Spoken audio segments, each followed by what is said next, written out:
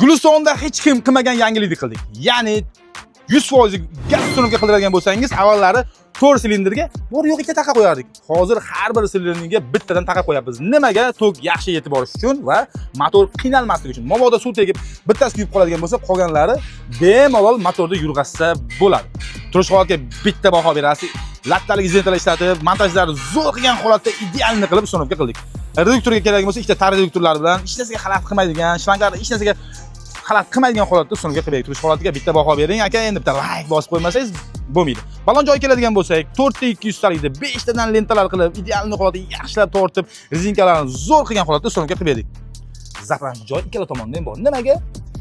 Zapravkada muammo bo'lmasligi uchun. Mana shu datchikni o'rnatishimizga ham 1 soatdan oshiq vaqt ketadi, lekin o'rnatib beramiz. Assalomu alaykum. Qayerdan kelgansiz? Birinchi savol. Qarabog'iston Amudaryo, Mang'itdan. Voy. Qo'ldan keldingiz a? Gap yo'q ekan. Endi qarang, birinchi savol, eng ko'p berilgan savol, mana 100% metan ustunovka qilingandan keyin yurish qanday?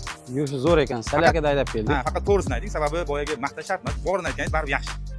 Yo'q, yengil ko'chishlari yaxshi. Razgomoshlar ham oldingidan yaxshi. Narx-navolar qanday? Narx-navo arzon. Yaxshi.